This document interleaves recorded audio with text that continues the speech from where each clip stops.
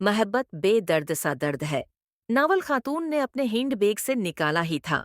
उस खातून के साथ बैठे हुए लड़के के चेहरे पर तंजिया मुस्कुराहट आट पिकी। उसने खातून की हिंड बेग से निकाला ही था। तरफ देखा जो हिजाब में थी। हाथों पर उसने बारीक कपड़े के काले दस्ताने चढ़ा रखे थे। चेहरे पर नकाब था, सिर्फ उसकी सियाह गहरी आंखें नजर आ रही थीं। खातून की नजरें नावल के पन्नों पर लफ्जों का ताक़ुब कर रही थीं। वो लड़का उठा और वॉशरूम की तरफ चल दिया। वो 25 साल का परकशिश लड़का था, जिसकी रंगत गोरी और कद काठ मुतवस्सित था। रोशन पेशानी के ऊपर हल्का सा मेहराब था, जो अक्सर लंबे स्याह बालों के नीचे छिपा रहता था।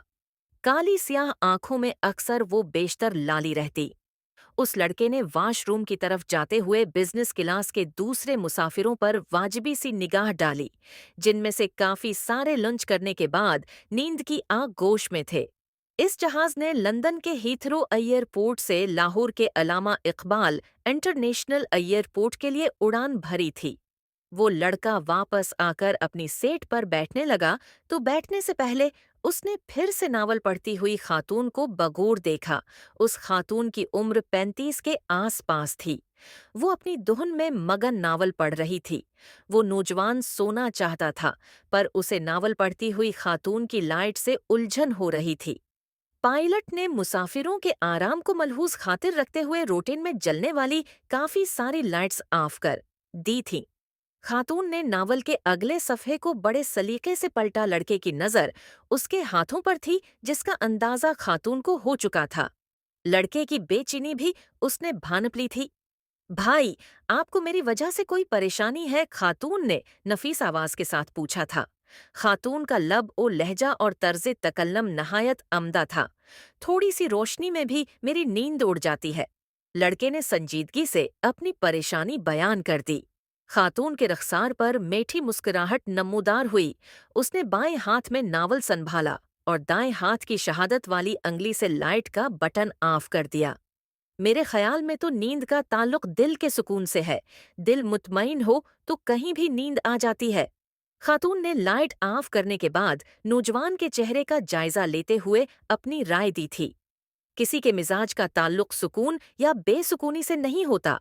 मैं बड़ा मुतमईन और परसुकून हूँ। नौजवान ने भी खातून की तरफ बगौर देखकर जवाब दिया। खातून के होठों पर नौजवान की बात सुनकर फिर से हल्का सा तबस्सुम आया था। भाई, मैंने आपकी बात नहीं की थी, खैर आप आराम करो। खातून ने सेठ की पुश्त के साथ टेक लगाई और खुली आंखों से ऊपर देखने लगी। नावल उसने अपनी गोद में रख लिया था। इससे पहले पिछले 6 घंटों की मसाफत के दौरान उन दोनों ने तारुफी मुस्कुराहट के साथ सिर्फ हाय हेलो, सलाम दुआ, थिंकस और शक्रिया ही एक दूसरे से कहा था। खातून की गोद में पड़े हुए नावल ने एक दफा फिर से नौजवान की तोजा हासिल कर ली थी। आप भी इस तरह के नावल्स पढ़ती हैं? नौजवान ने सोने की बजाय सवाल पूछ लिया। खातून उसकी आवाज पर चौंकी और उसकी तरफ देखकर पूछा, किस तरह के मतलब? मैं समझी नहीं। अब की बार खातून के चेहरे पर संजीदगी थी। डाइजेस्टो में किस्तवार छिपने वाले नावल्स जिनका कोई मकसद नहीं होता, सिर्फ और सिर्फ वक्त का ज़या। नौजवान ने 2 टूक खुद ही तबसरा कर दिया। आप नहीं पढ़ते ऐसे बेमकसद नावल्स? खातून ने सवालिया नजरों से पूछा ही था। नौजवान ने हल्का सा कहकहा लगा दिया। वो और जोर से हंसता अगर उसे दूसरे मुसाफिरों की नींद का ख्याल न होता। एक बात थी, वो दोनों धीमे सरों में अपनी बात कर रहे थे। मैंने तो बाजला को भी सख्ती से मना कर दिया है, खबरदार जो ऐसे नावल्स पढ़े। बाजला आपकी शरीक हयात है? खातून ने होले से पूछा। मैंने अभी शादी नहीं की। नौजवान ने खिशक लहजे में जवाब दिया। बहन है, खातून ने अंदाजा लगाया। नौजवान ने नफी में गर्दन हिलाई और कहने लगा, बहन तो नहीं है, हाँ बहन जैसी जरूर है। खातून ने सुना तो हल्का सा मुस्कुराई, फिर से टेक लगाई और ऊपर देखने लगी। लड़के ने हिजाब के बावजूद उसकी दबी दबी मुस्कुराहट देख ली थी। आप मेरी बात पर मुस्कुराई क्यों? नौजवान ने कुछ खुफगी से पूछा। नजर है आपकी, पर्दे के पीछे वाली मुस्कुराहट भी देख लेते हैं। ये मेरे सवाल का जवाब तू नहीं है। लड़के के रूखे लहजे पर खातून ने उसे देखा, फिर संजीदगी से कहने लगी, देखो भाई, रिश्ते जैसा जैसी की बैसाखियों के सहारे नहीं चल सकते। बहन सिर्फ और सिर्फ बहन होती है, बहन जैसी नहीं होती। हम अक्सर कहते हैं ये मेरी बहन जैसी है, वो खातून मेरी माँ जैसी है। आप मेरे बाप जैसे हो, तुम मेरे बेटे जैसे हो। कभी कोई मर्द ये नहीं कहता। मैं उस खातून को अपनी बीवी जैसा ही समझता हूँ। आपने कभी भी किसी खातून के मना से ये नहीं सुना होगा। मैं उस मर्द को अपने शोहर जैसा ही समझती हूँ। अब आपने तय करना है बाज़ला आपकी बहन है या नहीं है, जैसी को बीच में से निकाल दो। वैसे तो मैं जल्दी हार नहीं मानता, बहुत ज़िद्दी हूँ, पर आपकी बात दिल को लगी। मैं इकरार करता हूँ, बाज़ला मेरी बहन है। दोनों के होंठों ने मुस्कुराहट का मज़ा लौटा। वो लड़का इस सारी गुफ्तगू के दौरान पहली बार मुस्कुराया था। आप तो फौरन रिश्ता बना लेती हैं। आप कब से मुझे भाई कह रही हैं?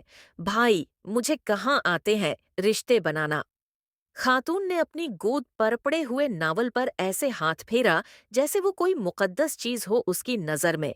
इसके बाद खातून ने अपने पहलू में पड़े हुए नावल पर ऐसे हाथ फेरा जैसे वो कोई मुकद्दस चीज हो उसकी नजर में। हुए हिंड बेग में वो नावल रख दिया। लड़के ने इस सारे अमल को बड़े गौर से देखा तो दिल की बात जबान पर ले आया। लगता है आपको इस नावल से खास लगाव है। हूँ, खातून ने बगैर तामिल के कहा। कोई खास वजह? ये मेरी ही कहानी है, खातून ने नजरें झुकाए ही कह दिया। बाज़ला की भी इस नावल को पढ़ने के बाद आप जैसी ही राय थी। कहने लगी, भाई ये नावल पाओ। कर मुझे ऐसा लगा जैसे ये मेरी ही कहानी हो। नमल हैदर उसकी पसंदीदा राइटर है। बाज़ला के पास इस राइटर के सारे नावल मौजूद हैं। लड़का बड़े ज़ौक़ और शौक़ से बाज़ला की बातें खातून को सुना रहा था। हालांकि वो चरब ज़बान बिल्कुल भी नहीं था। नमल हैदर, आपकी बहन बाज़ला की तो पसंदीदा राइटर है और आपकी, खातून ने इश्तियाक से पूछा। बिजनेस मैन हूँ, शारो शायरी और अदब से बिल्कुल लगाव नहीं है। किताबें पढ़ता ज़रूर हूँ मगर ये फ़ुज़ूल कस्म की नहीं।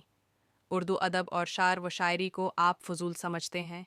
यस, हमारा सारा अदब सिर्फ़ दो लफ्ज़ों के गर्द घूमता है, मोहब्बत और इश्क। जहाँ तक शायरी की बात है वो हिज्र और दर्द के सहारे चल रही है। दूसरे राइटर्स की अभी बात नहीं करते। आप नमल हैदर को ही ले लें, सारे के सारे नावल मोहब्बत पर ही लिख डाले। खातून गौर से लड़के की बातें सुन रही थी। आप नमल हैदर के खिलाफ हैं या मोहब्बत के? खातून ने शाइस्तगी से पूछा। दोनों के। मोहब्बत एक ऐसा लफ्ज़ है जिसका सहारा लेकर दुनिया में सबसे ज़्यादा धोखा दिया जाता है, लड़के ने तलखी से जवाब दिया। खातून उसके जज्बातीपन से लुत्फ़ अंदोज़ हो रही थी। मोहब्बत की मुखालफत तो समझ आ गई। आपके बकूल मोहब्बत धोखे का सबब बनती है। नमल हैदर के क्यों खिलाफ हो? खातून ने बड़े मज़े से पूछा। वो ख़याली किरदार तख्लीक करके मोहब्बत की वकालत करती रहती है, लड़के ने किसी ज़द्दी बच्चे की तरह जवाब दिया। नमल हैदर ने सिर्फ वो किरदार तख्लीक किए हैं जो हैं, हमारे इर्द गिर्द माशरे में मौजूद हैं।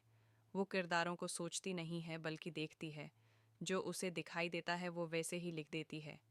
खातून ने यकीन कामिल से कहा। आप तो ऐसे बात कर रही हैं जैसे आप नमल हैदर को जानती हैं। मोहब्बत बेदर्द सा दर्द है। वही नावल है ना जिसमें लड़का और लड़की एक दूसरे की खातिर जान दे देते हैं। जी हाँ, आई एम पॉसिबल।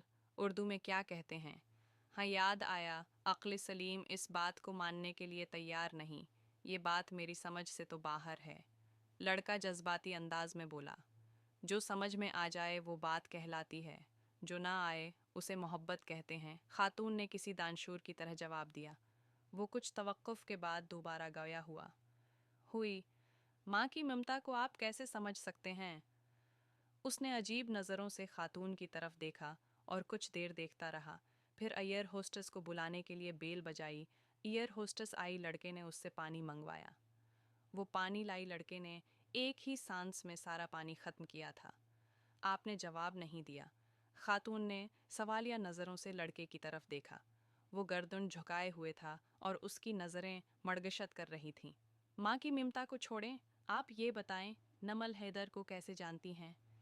लड़के ने शऊरी तौर पर बात गोल कर दी थी।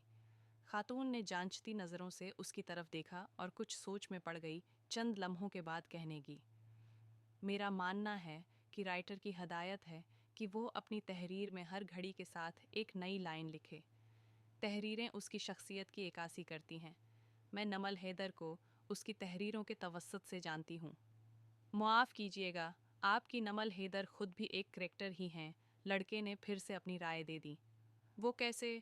خاتون نے عجلت میں پوچھا۔ دیکھیں نا، سوشل میڈیا کے دور میں اتنی بیک ورڈ ہے، ٹی وی پر نہیں آتی کوئی تصویر نہیں ہے اس کی، بازلا بیچاری گوگل پر سرچ کرتی رہتی ہے۔ وہ اس کی نجی زندگی ہے، جیسے چاہے گزارے۔ خاتون نے سنجیدگی سے جواب دیا۔ وہ طنز سے مسکرا دیا۔ محبت پر لکھنے والی محبت کو نہیں سمجھتی، اسے چاہیے لوگوں سے ملے، لوگ اسے ٹی وی پر دیکھنا چاہتے ہیں، اس کی باتیں سننا چاہتے ہیں، اس کے ساتھ تصویریں بنوانا چاہتے ہیں، لوگ محبت کرتے ہیں اس سے۔ محبت میں دیکھنے کی شرط نہیں ہوتی، وہ اپنے چاہنے والوں سے جو کہنا چاہتی ہے اپنے ناولوں میں لکھ دیتی ہے۔ یہ محبت کی ایک الگ اور مختلف صورت ہے۔ محبت، محبت، مجھے نفرت ہے محبت سے، لڑکا دانت پیستے ہوئے بولا۔ اس نے اپنے دل کا غبار نکال لیا تھا۔ خاتون نے شگفتگی سے اس کے شانے پر اپنا ہاتھ رکھا اور شائستگی سے کہنے لگی، دیکھو بھائی، محبت سے اتنی نفرت مت کرو، اگر یہ ظالم ہو گئی تو یہ کہ جو اس کے جتنا خلاف ہوتا ہے یہ اس سے اتنے ہی طواف کرواتی ہے اپنے حضور۔ خاتون نے نصیحت کی طرز پر اپنا نقطہ نظر پیش کیا۔ لڑکے نے اس کی بات سن کر اپنی آنکھیں موند لیں۔ کچھ پل دونوں اطراف خاموشی رہی۔ ہم بغیر تعارف کے گھنٹہ بھر سے باتیں کیے جا رہے ہیں۔ میں مزمل بیگ ایکسپورٹر ہوں، لیدر گڈز اور ٹریک سوٹ کی فرانس، جرمنی اور یوکے ایکسپورٹ کرتا ہوں۔ لاہور میں 2 فیکٹریاں ہیں۔ میں نمل حیدر، رائٹر ہوں، کئی ناول لکھ چکی ہوں۔ نمل نے مزمل کے انداز میں ہی خود کا تعارف کروایا۔ مزمل بیگ حیرت میں مبتلا تھا۔ وہ گھنٹہ بھر سے جس خاتون کی مخالفت کر رہا تھا وہ اس کے ساتھ ہی بیٹھی تھی۔ میں آپ سے کچھ کہنا چاہتا ہوں، دراصل میرا مطلب وہ، مزمل بیگ نے رک رک کر کہا۔ دیکھو بھائی، آپ کی کوئی بات مجھے بری نہیں لگی، اب میری سنو۔ آپ نے کہا تھا کسی کے مزاج کا تعلق سکون یا بے سکونی سے نہیں ہوتا۔ میں بڑا مطمئن اور پرسکون ہوں۔ اگر طبیعت میں محبت ہو تو سکون چہرے سے ہی نظر آ جاتا ہے، اسے بتانے کی بھی ضرورت نہیں پڑتی۔ آپ نے یہ بھی کہا تھا کہ نمل حیدر کریکٹر ہے۔ میرا ماننا ہے ہر رائٹر پہلے خود ایک کریکٹر ہوتا ہے، تبھی تو وہ معاشرے میں بکھرے کرداروں کو جلدی پہچان لیتا ہے، کیونکہ وہ اس کے قبیلے ہی سے ہوتے ہیں۔ میں نے آپ کو بھی پہچان لیا ہے، آپ بھی کریکٹر ہیں۔ آپ کی کہانی یقیناً بہت الگ اور مختلف ہوگی، پر ابھی ادھوری ہے۔ آپ محبت اور نفرت کی وادیوں کے درمیان خود کو کھوج رہے ہیں۔ جب آپ محبت کی منزل پالوگے تو مجھے فون کرنا، تب میں آپ پر بھی ناول لکھوں گی۔ میرے ناول محبت ہے۔ آپ محبت اور نفرت کی وادیوں کے درمیان خود کو کھوج رہے ہیں۔ جب آپ محبت کی منزل پالوگے تو مجھے فون کرنا، تب میں آپ پر بھی ناول لکھوں گی۔ میرے ناول محبت ہے۔ آپ محبت اور نفرت کی وادیوں کے درمیان خود کو کھوج رہے ہیں۔ جب آپ محبت کی منزل پالوگے تو مجھے فون کرنا، تب میں آپ پر بھی ناول لکھوں گی۔ میرے ناول محبت ہے۔ آپ محبت اور نفرت کی وادیوں کے درمیان خود کو کھوج رہے ہیں۔ جب آپ محبت کی منزل پالوگے تو مجھے فون کرنا، تب میں آپ پر بھی ناول لکھوں گی۔ میرے ناول محبت ہے۔ آپ محبت اور نفرت کی وادیوں کے درمیان خود کو کھوج رہ بے درد سا درد ہے کہ کرداروں پر بھی آپ کو اعتراض تھا۔ آپ کے خیال میں وہ کردار خیالی ہیں، حقیقت میں ایسا تھوڑی ہوتا ہے۔ رفعت اور رمیز کو میں نے خود اپنی آنکھوں سے دیکھ